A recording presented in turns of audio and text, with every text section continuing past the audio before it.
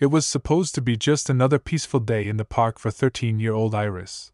But when she encounters a police Trent with sinister intentions, her life takes a terrifying turn. Watch to see how courage and justice unfold in this shocking story of resilience. You won't want to miss a second of this journey. Please subscribe and leave a comment. Your support motivates us to share more impactful stories. Iris loved the park. It was her father's favorite place in the city, and over the years, it had become hers too. Whenever she walked along the winding trails or stood beneath the tall leafy trees, she felt a sense of calm and happiness, knowing her dad was somewhere nearby, looking out for her. Today was no different. It was a bright Saturday afternoon, the sun casting a warm glow over everything. Iris, in her jeans and sneakers, had set out with her usual excitement, hoping to catch a glimpse of her dad, who was on duty today, patrolling the park as he often did on weekends. She liked to surprise him. His face would light up every time he saw her unexpectedly. As she walked along, she noticed families having picnics, children playing in the open field, and couples strolling hand in hand. She smiled to herself, breathing in the familiar sense of fresh grass and the nearby lake. She couldn't help but think of her father, Captain Marcus Rowe, and how much he had done for the community. Iris felt proud knowing he was the one keeping everyone safe, ensuring the park stayed peaceful and welcoming. She continued along the path, enjoying the sounds of laughter and conversations floating through the air. As she walked, she let herself relax, looking forward to surprising her dad. Yet, as she wandered deeper into the park, something felt different. There were fewer people along this trail, and the air was quieter, almost heavy. It was then that she noticed a police Trent up ahead, standing alone near a bench. She didn't recognize him immediately, and for a moment she wondered if he might be a friend of her dad's. Iris slowed her pace, unsure whether to greet him. But as she came closer, she felt his gaze fix on her. Something in his expression made her hesitate. There was a hardness in his eyes, a look she couldn't quite place, and it sent a chill down her spine. "Hey you!" he called out, his voice rough and commanding. Iris stopped, startled. She hadn't done anything wrong, and yet his tone made her feel like she had. Hello?" she said softly, giving him a polite nod, hoping that would be enough. She tried to move past him, thinking he would let her be, but he didn't. Instead, he stepped into her path, blocking her way. "Where do you think you're going?" he asked, his tone growing even colder. Iris felt a knot form in her stomach. This was one of her father's Trents, yet he didn't seem friendly at all. Trying to keep her voice steady, she replied, "I'm just here to meet my dad. He's on duty today." "Oh, really?" he sneered, crossing his arms and looking her up and down as if he didn't believe her. "And who might that be?" "Captain Marcus Rowe," she said, hoping that mentioning her dad's name would change his attitude. But it didn't. Instead, his sneer deepened, and he let out a low, mocking laugh. "Captain Rowe's kid, huh? I wouldn't have guessed," he muttered, more to himself than to her. But the disdain in his voice was clear. Iris's cheeks flushed. She didn't understand why he was treating her this way, but she could feel her confidence slipping away. She took a small step back, hoping he would let her pass, but he didn't move. Instead, he leaned forward, his face inches from hers. "You think just because your dad is in charge, you can do whatever you want, roam around here like you own the place?" His words were laced with venom, each one hitting her like a slap. Iris's throat tightened, and she struggled to find her voice. I just wanted to say hi to him," she whispered, looking down, hoping he would lose interest and let her go. The Trent let out another laugh, louder this time, drawing out the moment. He seemed to enjoy watching her squirm, and it made her feel small and powerless. "Kids like you," he scoffed. "Think you're so special, huh? Think the rules don't apply to you." Tears pricked at Iris's eyes, but she blinked them back, determined not to let him see her cry. She knew her dad would want her to stay strong, but in this moment, she felt utterly alone. She took another step back, preparing to turn and walk away, hoping he would just let her leave. But his hand shot out, grabbing her arm, holding her in place. She gasped, her heart pounding as she looked up at him, fear flooding through her. "Where do you think you're going?" he growled, tightening his grip. "I'm not done with you yet." Iris's mouth went dry, and she felt a wave of panic rise within her.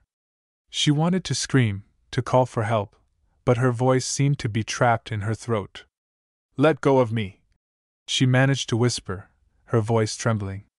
The Trent's eyes narrowed, and for a moment she thought he might actually listen. But instead, he tightened his grip even more, a cruel smile spreading across his face. "I don't think so," he said softly, his tone dripping with malice. As Iris's vision blurred with tears, she realized that this was far from the friendly, familiar park she had known all her life. The safety she had always felt here was gone, replaced by a cold, terrifying reality. Her thoughts raced, desperately hoping her father would somehow realize something was wrong, would somehow know she was in trouble and come to help her. But as the Trent continued to hold her, his mocking gaze piercing into her, she felt her hopes slipping away. She was trapped, completely at his mercy. Iris stood frozen as the Trent's grip tightened around her arm, his fingers digging into her skin with surprising force. She tried to pull away, but he held her firmly, his eyes glinting with a mixture of disdain and amusement.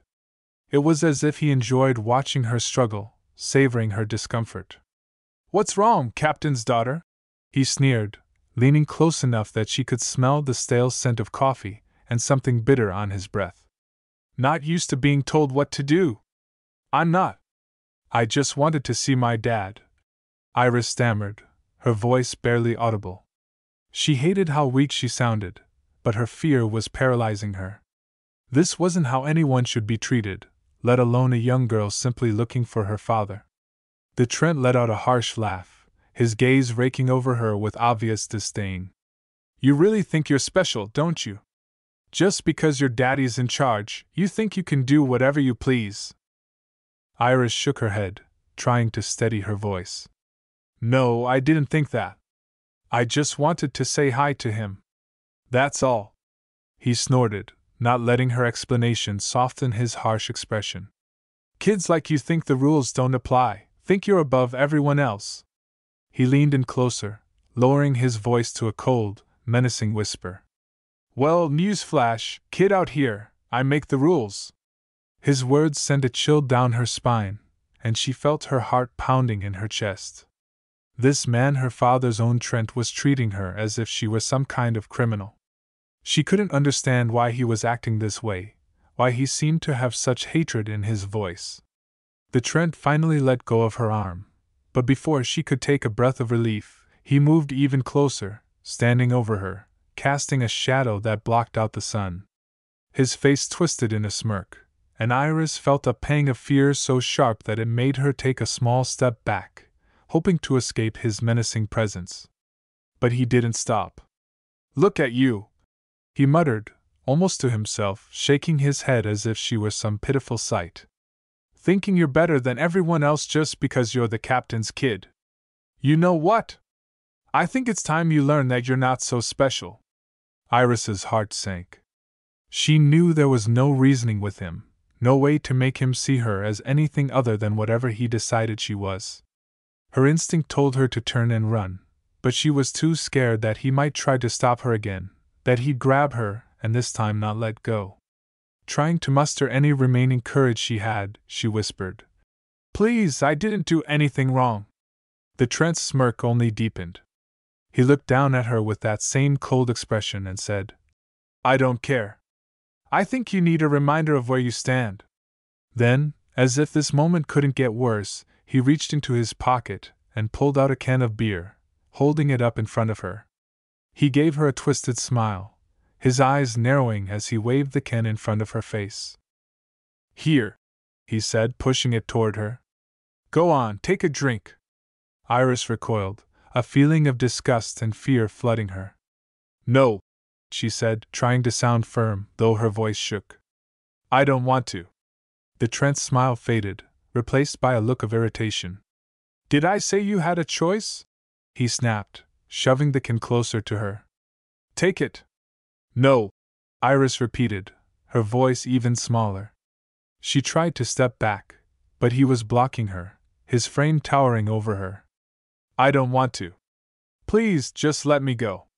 His face twisted with anger, and his hand shot out, grabbing her arm again, this time more forcefully. You don't get to tell me what to do, you little brat, he hissed. You think you can disrespect me?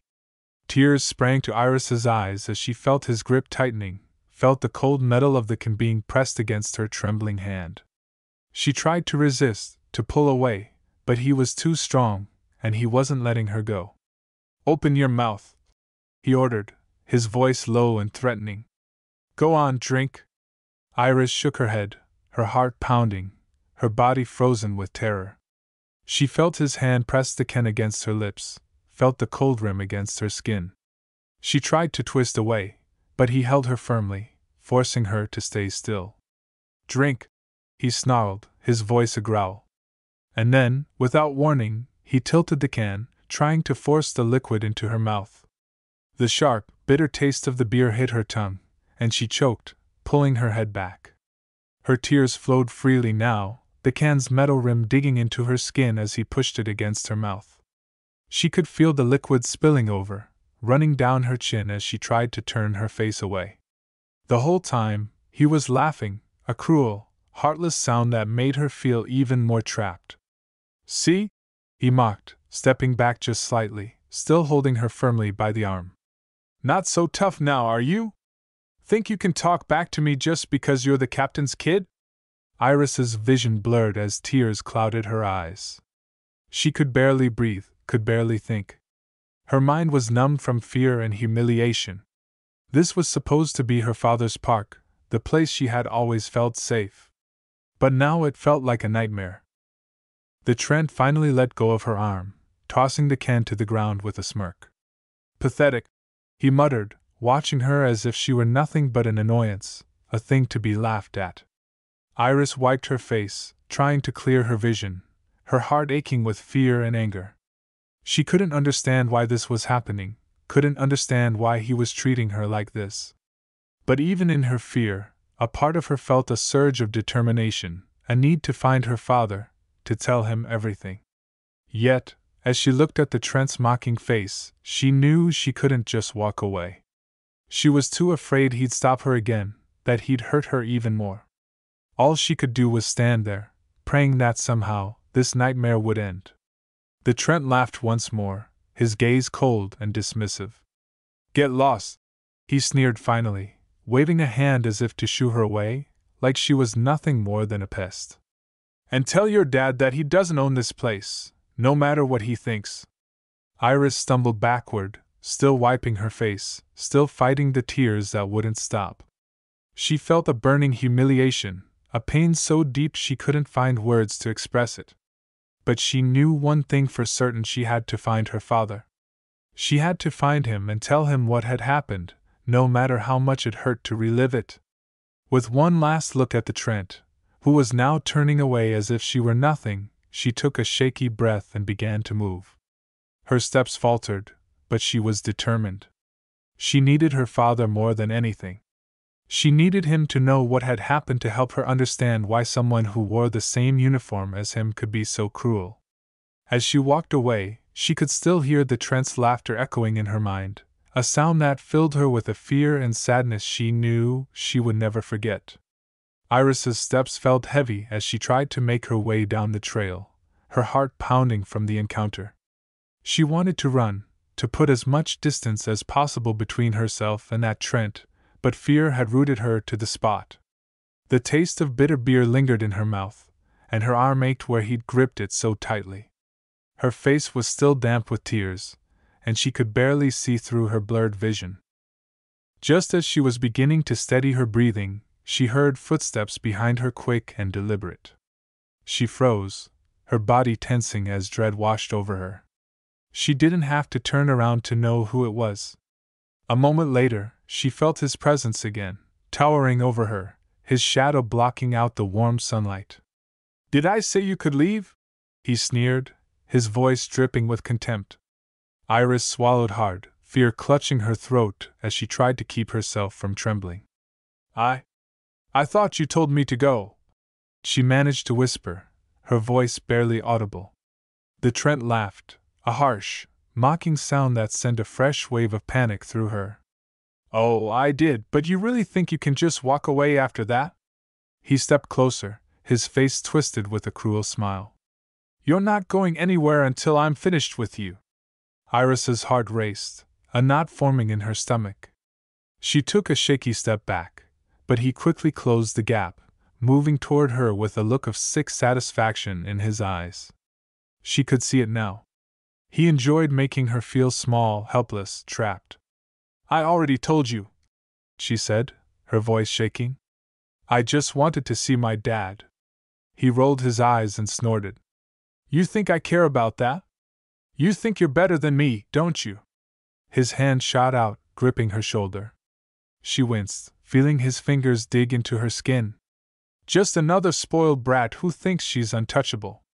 Iris bit her lip, trying to keep her composure, but the pain and fear were too overwhelming. She could feel the tears building again, but she forced herself not to let them fall. She knew he wanted to see her cry, to break her spirit, and she was determined not to give him the satisfaction. The Trent's gaze shifted down to his other hand, and she watched in horror as he reached into his jacket and pulled out the can of beer again, holding it up as if it were some kind of twisted trophy. "You didn't finish your drink," he said mockingly, shoving the can toward her. "Go on, take it." "No," she whispered, shaking her head as she took another step back, her heart pounding faster. "Please, I don't want to." His eyes flashed with anger, and his grip tightened even more, making her flinch. "You don't get to say no to me," he hissed. "I told you to drink, so you're going to drink?" Before she could react, he forced the can into her hand, pressing it against her fingers so hard she thought her knuckles might bruise. She tried to pull away, but his grip was like iron, holding her in place. "Drink," he commanded, his voice cold and menacing. Iris's hands shook as she looked down at the can, the sharp smell of the beer making her stomach churn. She felt sick, but she knew there was no reasoning with him. She could see the twisted satisfaction in his eyes, the way he seemed to delight in her discomfort. "Please, I don't want to," she whispered again, barely able to get the words out. The Trent's face darkened, and he leaned closer, his voice a low growl. "Then I'll make you." With a sudden, forceful movement, he raised the can to her mouth, pressing it against her lips. Iris tried to turn her head, but he held her firmly, his other hand gripping the back of her neck to keep her still. She felt the cold metal of the can against her mouth, and a wave of nausea rose within her as he tilted it, trying to pour the bitter liquid into her mouth. Iris struggled, pushing against his arm, but he was too strong. The beer spilled out, some of it dripping down her chin, and the Trent laughed, a cold, mocking sound that made her skin crawl. "Look at you," he taunted. "Not so tough now, huh? Just another spoiled brat who thinks she can do whatever she wants." Iris's tears spilled over, her body shaking with a mixture of fear and humiliation. She couldn't believe this was happening. This was her father's park, the place she had always felt safe, and now it had become a nightmare. The Trent's grip tightened as he shoved the can harder against her mouth, forcing her to taste the sharp, bitter beer. She choked, sputtering as the liquid spilled down her throat, and he laughed, his gaze filled with satisfaction. "That's right," he sneered. "Swallow. Show me you're not just some little princess who thinks she's better than everyone else." Iris felt a surge of anger rise within her, but she was too scared, too helpless to act on it. She wanted to scream, to fight back, but her body felt frozen, her mind numb with fear. Finally, after what felt like an eternity, the Trent pulled the can away, tossing it to the ground with a sneer. "Pathetic," he muttered, looking her up and down with obvious contempt. "Just like your dad thinks he can control everything, but he's nothing." Iris's breath came in shallow gasps, her body shaking as she tried to process what had just happened. She felt humiliated, violated, and utterly helpless. The Trent's laughter echoed in her mind, a cruel reminder of the power he held over her, a power she couldn't escape. But just as she was about to turn and run, desperate to get away from him, she heard a familiar voice calling her name. Her heart leapt as she recognized it, her father's voice, filled with urgency and worry. "Iris!" Captain Rose shouted, rushing toward them. His eyes were wide with horror as he took in the scene: the discarded can, the tear-streaked face of his daughter, and the Trent standing over her, a smirk still lingering on his face. In an instant, her father's face changed, his expression shifting from shock to anger. He reached out, pulling Iris into his arms, his gaze never leaving the Trent. "What do you think you're doing?" Captain Rowe demanded, his voice cold and deadly calm. The Trent's smirk faltered, and for the first time, Iris saw a hint of fear in his eyes. But he quickly masked it, crossing his arms and shrugging. "Just teaching her a lesson," he muttered. "Thought she could use a little reminder of her place." Captain Rowe's grip on Iris tightened, and she could feel the tension radiating from him, the barely contained fury in his posture. He looked down at her, his eyes softening for a moment as he whispered, "Are you okay?" Iris managed a small nod, but her face crumpled, fresh tears spilling down her cheeks. She clung to him, feeling a sense of safety she had almost forgotten in the last few minutes. Her father turned his gaze back to the Trent, his jaw clenched. "You think this is acceptable?" he said, his voice laced with anger. "You think you can treat a young girl, my daughter, like this?" The Trent tried to shrug it off, but Captain Rowe's piercing gaze held him in place. "Sir, I just thought she needed to be put in her place," he muttered, his confidence faltering. Captain Rowe's expression hardened, and he pulled out his radio, his voice steady as he called for backup. "This is Captain Rowe," he said. "I need a team at my location immediately. Trent misconduct. Code red." The Trent's face paled as he realized the gravity of the situation. He took a step back, stammering, "Captain, I didn't mean. I was just—" But Captain Rowe cut him off, his voice cold and unyielding. "You crossed the line today, Trent. There's no excuse for what you've done." Within moments, other Trents arrived, surrounding the scene. They looked from Captain Rowe to the terrified, tear-streaked face of Iris, and understanding dawned in their eyes as they moved in to arrest the Trent. He tried to protest, but Captain Rowe remained silent, his gaze focused on Iris, his expression filled with both sorrow and determination. He held her close, his presence a reassuring anchor, as the nightmare finally ended. Iris clung to her father, feeling a deep sense of relief as his arms wrapped around her, shielding her from the nightmare she had just endured.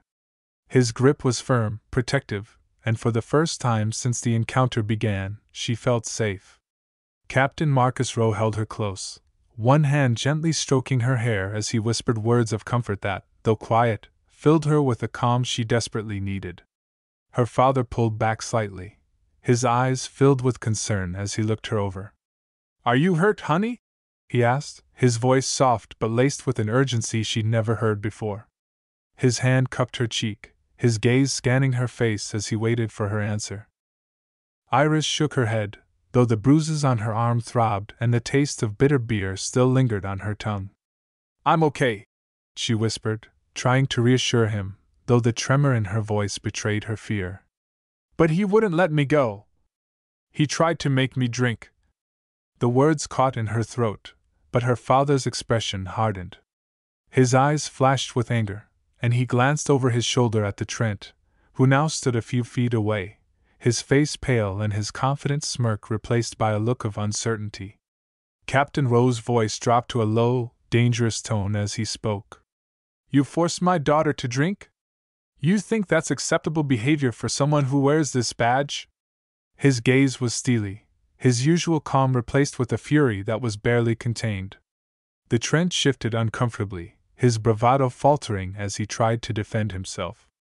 "Sir, I was just—" She needed to be reminded that she can't just walk around acting like she owns the place. Captain Rowe clenched his jaw, his fist tightening as he struggled to keep his composure. He turned to Iris again, gently squeezing her hand. "Stay here, sweetheart," he said. "I need to have a word with this Trent." Iris nodded, her heart still pounding, but a new sense of hope stirred within her. She watched as her father stepped toward the Trent, his posture tense, each step filled with a purpose that sent a shiver through the small crowd that had started to gather around them. The Trent raised his hands, trying to feign innocence. "Captain, with all due respect, I was just doing my job. I didn't mean any harm." Captain Rose stopped in front of him, his face a mask of cold fury. "Doing your job?" he repeated, his voice calm yet laced with an underlying threat. "Your job is to protect and serve, not intimidate and abuse. Especially not a 13-year-old girl who's done nothing wrong." The Trent's eyes darted around, clearly uncomfortable under the scrutiny. "Look, Captain," he stammered. "I didn't know she was your daughter. I was just trying to make sure she didn't cause any trouble." Captain Rose's expression didn't soften. "It doesn't matter who she is. Every person deserves respect, especially someone as young as her. And as a member of my team, you should know better than to treat anyone this way." He reached for his radio again, his voice steady as he issued a call. "This is Captain Rowe. I need backup at my location. Trent misconduct involving harassment and inappropriate force." The Trent's face strained of color, his mouth open. "Iris, I'm so sorry," he whispered, his voice thick with emotion. "I should have been here sooner. I never should have let this happen to you." She shook her head, reaching out to squeeze his hand. "It's not your fault, Dad. You didn't know." He took a deep, shuddering breath, his jaw clenched as he struggled to contain the guilt and anger that burned within him. "No one should ever treat you that way, Iris. Ever. And I promise you, he will pay for what he's done." Iris nodded, feeling a mixture of relief and sadness. She knew her father would do everything in his power to ensure justice was served, but the memory of what had happened would stay with her. She would never forget the way the Trent had looked at her, the way he had laughed as he forced her to drink, the fear and helplessness that had filled her. Captain Rowe wrapped an arm around her shoulders, pulling her close as he rose to his feet. "Let's go home," he murmured, his voice filled with a tenderness that soothed her heart. "You've been through enough today." As they walked together through the park, Iris leaned into her father's side, drawing strength from his presence. She could feel the weight of everything that had happened settling on her shoulders, but with him beside her, she felt a sense of peace returning. They walked in silence for a while, the only sounds being the rustle of leaves and the distant laughter of children in another part of the park. Iris knew her father was deeply affected by what had happened, just as she was, but she also knew that he would do everything in his power to make things right.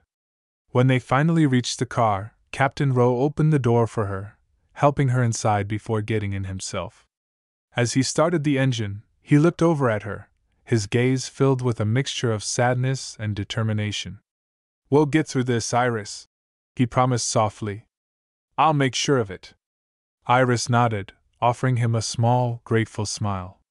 She knew the days ahead would be difficult, that she would have to face the reality of what had happened, but with her father by her side, she felt ready to face whatever came next. Back at the police station, Captain Rowe watched as the disgraced Trent, now stripped of his badge and uniform, was led away by two other Trents. The sight filled him with a grim sense of satisfaction. He had vowed to his daughter that justice would be served, and this was the beginning of that promise. As he stood there, the image of Iris's tear-streaked face flashed through his mind, and a pang of guilt hit him. He had always believed that his position could protect her, that he could ensure her safety in any part of the city, especially in the park where he himself patrolled. Today had shattered that illusion. Iris sat in his office, wrapped in a blanket he'd brought her from home. She was quiet, her face pale, but her eyes were filled with a steely determination that he hadn't seen before. She was still shaken, still processing everything that had happened, but he could see in her a resilience that both comforted and pained him. Number 13-year-old should have to find that strength because of such a horrific experience. Captain Rowe walked back into his office, closing the door gently behind him. He sat beside Iris, reaching out to hold her hand. She looked up at him, her gaze steady, though he could see the lingering hurt in her eyes. "It's done, Iris," he said softly. "He's been taken into custody. He'll be answering for what he did to you." She nodded, swallowing hard. Will people know what happened?" she asked, her voice barely above a whisper. Her father nodded. "Yes, it's already making its way through the station, and once the investigation starts, it'll go public. People will know what he did, and he'll be held accountable." He squeezed her hand gently. "You were very brave today, Iris. I know how hard that must have been." Iris's face softened slightly, and she managed a small smile. "I was just so scared, Dad. I didn't know what to do." Captain Rowe's heart clenched. He'd heard countless stories of mistreatment, of abuse of power, but it had never hit him this close before. It was a stark reminder of the harsh realities that even he, as a high-ranking Trent, couldn't shield his daughter from. The office phone on his desk rang, breaking the silence. Captain Rowe glanced at it, hesitating before answering. He didn't want to leave Iris alone, not even for a moment, but he knew that the call was likely related to the case. He picked up the receiver, keeping his voice steady. "Captain Rowe here." "Captain," came the voice of one of his colleagues. "Internal Affairs has notified they're sending a team over to review the details. They'll want statements from both you and your daughter as soon as she's ready." Rowe glanced at Iris, who was watching him, her face unreadable. "Understood. I'll bring her down when she's ready." He hung up, returning his attention to her. She took a deep breath, seeming to gather her thoughts. "I want to tell them what happened, Dad. I want them to know everything he did." He nodded, pride and sorrow mingling in his heart. "You don't have to do this right now if you're not ready," he reminded her gently. But she shook her head, a spark of resolve in her eyes. "I am ready. I don't want him to get away with this." Captain Rowe placed a hand on her shoulder, giving her an encouraging smile. "All right, let's go. I'll be right there with you." They made their way to the conference room, where two Trents from Internal Affairs were already waiting. They rose as Captain Rowe and Iris entered, their faces somber as they gestured for them to sit. The room was quiet, the air thick with tension, but Iris kept her head high, determined to be heard. One of the Trents, Detective Falk, leaned forward, her gaze gentle as she addressed Iris. "Thank you for coming in, Iris," she said softly. "We know this isn't easy, but it's very important for us to understand what happened. You can take your time, and if you need a break, just let us know." Iris nodded, gripping her father's hand under the table. "I'll be okay," she said, though her voice wavered slightly. She took a deep breath, then began recounting the events of that day. She described her walk in the park, her first encounter with the Trent, and the way he'd spoken to her, mocking and intimidating her. Her voice grew shaky as she detailed how he'd grabbed her, how he'd forced her to drink from the can, and how helpless she had felt. As she spoke, Captain Rowe's grip on her hand tightened, his jaw clenched in anger as he struggled to keep it contained. Every word she spoke was like a knife, each detail a painful reminder of what she had endured. When Iris finished, the room was silent. The Trents were visibly affected by her testimony. Detective Falk exchanged a look with her partner before turning back to Iris. "Thank you, Iris. You were very brave to share this with us. We're going to make sure he's held accountable for his actions." Iris nodded, her expression calm but resolute. I don't want him to do this to anyone else," she murmured, a hint of vulnerability in her voice. Detective Falk reached across the table, offering her a reassuring smile. "We'll make sure that, Iris." After the interview, Captain Rowe led Iris back to his office. She was quiet, clearly exhausted from living through the ordeal, but he could see a sense of relief in her expression. She had spoken her truth, and now it was out of her hands. As they sat together, Captain Rowe's phone buzzed with a notification. He glanced at the screen, his eyes widening slightly as he read the message. The news of the Trent's misconduct had already spread beyond the station, and media outlets were beginning to pick up the story. He knew this would bring more attention than they'd ever anticipated, but he was ready to face whatever came. His only concern was Iris and ensuring that she could heal from this. He looked down at her, giving her a gentle smile. "People are already talking about what happened," he said softly. "The truth is out there now, and he won't be able to hide from it." Iris's face softened, and she managed a small smile in return. "Good. I want everyone to know what he did." Captain Rowe felt a surge of pride as he looked at her, seeing the strength in her eyes despite everything she had been through. She had been through a harrowing experience, but she was determined to stand up for herself and for others who might face the same injustice. As the day wore on, more messages and calls flooded in. Some were from other Trents expressing their support, and others from community members who were appalled by what had happened. The outpouring of solidarity was overwhelming, and it brought a sense of hope to Captain Rowe and Iris. They knew that change was coming, that the community would not stand for such behavior, and that the Trent responsible would face the consequences. By evening, Iris had drifted off to sleep on the couch, and at home, Iris's mother enveloped her in care, gently guiding her through each day. She encouraged Iris to talk when she felt ready, but never pressed her. Her father was a constant presence too, reminding her that she was safe and that she had people standing with her. Although Iris appreciated all the support, she found herself feeling a mixture of gratitude and confusion. Why did so many people care? She hadn't realized that something like this could make such an impact. One afternoon, her father sat down beside her in the living room, where Iris was reading through some of the messages that had been sent to her. Captain Rowe placed a hand on her shoulder and gave her a reassuring smile. "People are reaching out because they care about you, Iris. They're upset about what happened and want to make sure you're okay." Iris looked up at him, her eyes thoughtful. "But why does it matter so much to them, Dad? I mean, it's just me." Her father's gaze softened, and he gently took her hand. "Iris, you're not just anyone. What happened to you should never happen to anyone, let alone a young girl. People care because they understand that this isn't just about you. It's about standing up for what's right and making sure no one else goes through something like this. You've shown them how strong you are, and that's something they admire."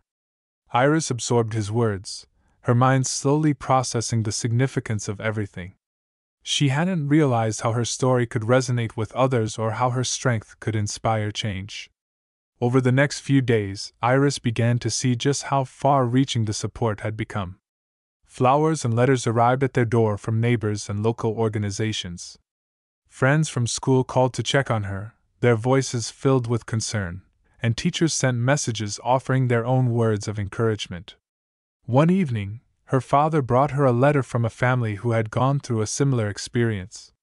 The letter spoke about their daughter, who had faced bullying and mistreatment, and how reading Iris's story had given them hope. Iris felt a mix of emotions as she read it, feeling a deep sense of connection with this family she had never met. She held the letter in her hands, feeling a strange but comforting sense of solidarity. Her experience, though painful, had brought people together. It had sparked conversations in classrooms, churches, and workplaces. People were talking about justice, respect, and kindness in ways they hadn't before. One afternoon, the principal of her school invited her and her father to speak at an assembly. Captain Rowe gently asked if she was ready for something like that, reminding her that she didn't have to do anything that made her uncomfortable. But Iris, thinking of all the people who had shown her kindness, decided that she wanted to share her story. Standing in front of her classmates and teachers, Iris felt her hands tremble slightly. But as she looked out into the crowd, she saw familiar, encouraging faces. Her father stood by her side, his presence steadying her. Taking a deep breath, she began to speak. She told them about the park, about her excitement to see her dad, and how everything had changed in an instant. She shared her fear, her pain, and the lingering sadness that still followed her.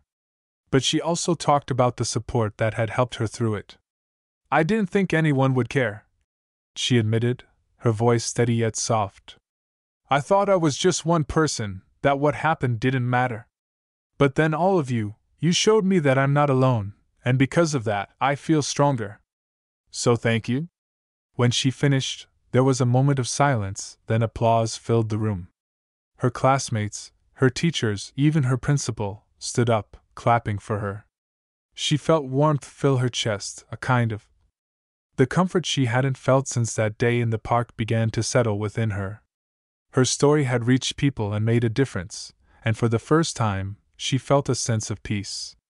After the assembly, several students approached her, sharing their own stories of facing fears and standing up for themselves. Some even told her how much they admired her courage, and Iris found herself smiling, realizing that maybe, just maybe, something good could come from all of this.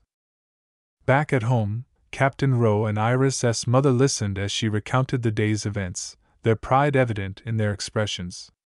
Her father pulled her into a gentle embrace, whispering, "You were incredible, Iris. You've shown more strength than most people could ever imagine." Iris smiled, her heart swelling with gratitude. For the first time in days, she felt truly understood, supported by both her family and her community. The pain of that day still lingered, but with every message, every kind word, she felt it lessen, replaced by a growing sense of resilience. In the days that followed, Iris and her family received invitations to speak at other community events. Each time, her father let her decide if she felt up to it, and each time, she said yes, feeling the same mixture of nerves and determination. She wanted people to know what had happened and to understand that things needed to change. At one event, a local council member approached them, speaking earnestly about the need for reform within the police department. Iris listened intently as he outlined plans to implement sensitivity training, enforce stricter guidelines on Trent conduct, and establish a support system for victims of police misconduct. He thanked Iris for her courage, telling her that her story had been a catalyst for change, a spark that was driving important conversations in the community. Captain Rowe stood beside her, his hand resting on her shoulder, his pride evident in his eyes. They both understood the significance of what was happening. It wasn't just about holding one person accountable. It was about transforming an entire system and ensuring that no one else would have to endure what Iris had experienced. Through it all, Iris's strength grew, and though the memory of that day in the park still haunted her, it no longer held the same power over her. She had found her voice, and with it, a sense of purpose. She wanted to use her experience to help others, to make sure that justice and kindness would always prevail. As the community continued to rally around her, Iris felt a renewed sense of hope. She had once felt so alone, so powerless, but now, surrounded by people who cared and supported her, she knew that together they could make a difference. She wasn't just a victim. She was a force for change. In that realization, she found the strength to move forward, determined to leave a better world for herself and for others. Weeks had passed since that harrowing day in the park, and Iris could feel the gradual shift happening around her. The experience, though painful, had brought about more change than she could have ever anticipated. The once quiet discussions about justice and accountability had now become a citywide movement, and the support she and her family continued to receive had given her the strength to move forward. Captain Rowe's department was now under intense scrutiny, with local officials and community members demanding reforms. In response, the police department had set new policies in motion, designed to prevent future abuses of power.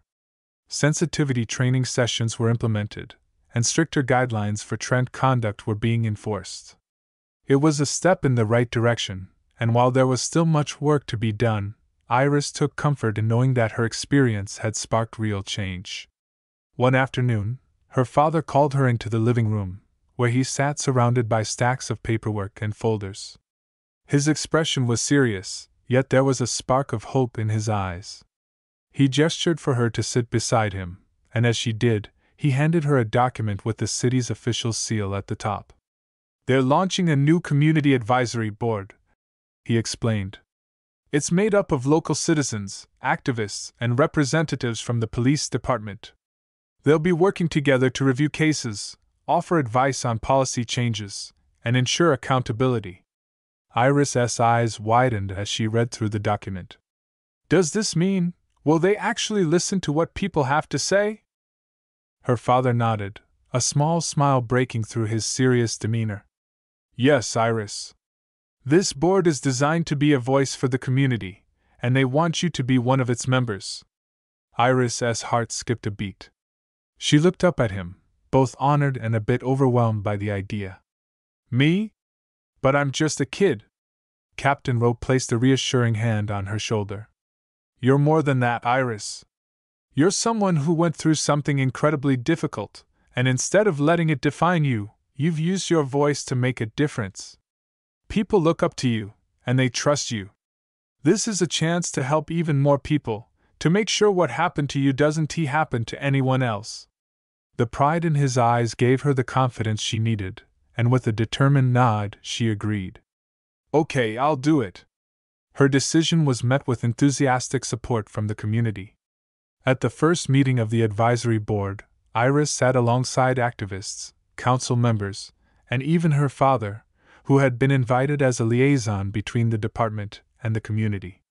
They discussed changes that needed to be made, shared ideas for improving transparency, and outlined ways to ensure that incidents of misconduct would be addressed swiftly and effectively. Over time, Iris grew into her role, finding strength in the conversations and initiatives she was helping to lead. She began speaking at town halls and community events, sharing her story and inspiring others to join the movement for accountability and justice. She was no longer just a victim. She was a symbol of resilience and change. One day, as she walked home from a board meeting, she was stopped by a woman who introduced herself as a mother of 2 young girls. She reached out, taking Iris's hand with a look of gratitude in her eyes. Thank you, Iris, she said softly. Because of you, my daughters will grow up in a safer world. You've given us all hope. Iris's heart swelled with pride and a sense of purpose. She had once felt powerless, but now she saw that her voice had the ability to create ripples that extended far beyond herself. Each day brought new challenges, but it also brought new victories, and with each step she felt the strength within her grow. At home, her family continued to be her pillar of support. Her mother's warm embraces and her father's steady guidance were constants in her life, reminding her that she wasn't alone in this journey. Captain Rowe too found a renewed sense of purpose in his work. Inspired by Iris's courage, he took it upon himself to lead efforts within his department to create a safer, more just environment for all citizens. Together, they became advocates for a better future, standing side by side in their mission for change. The pain of that day in the park would always be a part of them, but it no longer held them back. Instead, it had become a driving force, a reminder of the importance of standing up for what was right. Months later, during a community event celebrating the progress made, Captain Rowe was invited to speak. As he took the stage, he looked out at the crowd, his gaze landing on Iris, who was watching him with pride and love. He spoke of the lessons they had learned, the progress they'd achieved, and the work that still lay ahead. We've come a long way, he said, his voice steady and filled with conviction, but there's still more to do. My daughter's bravery showed me that true change comes not from a position of power, but from the courage to stand up for what's right, no matter the cost. She has taught me and all of us the power of one voice, a voice that refuses to be silenced. The crowd erupted in applause, and Iris felt tears welling in her eyes as she watched her father speak. She knew that their journey was far from over, but she also knew that together they could face anything. The changes they had helped bring about were, as she looked at her father, she saw the same determination mirrored in his eyes. They had faced darkness together, but they had emerged stronger, united in their mission for justice. The future was bright, and for the first time since that day in the park, Iris felt a deep, unwavering sense of hope. This story highlights the importance of standing up for justice and fighting against injustice, no matter the odds. Iris went through a challenging ordeal, but her strength and the support of her loved ones helped her make a difference. Please support us by subscribing to the channel and leaving a comment. Have you or someone you know faced injustice? Let us know. Together, we can make the world a better place. Don't forget to like and hit the notification bell so you won't miss our upcoming stories.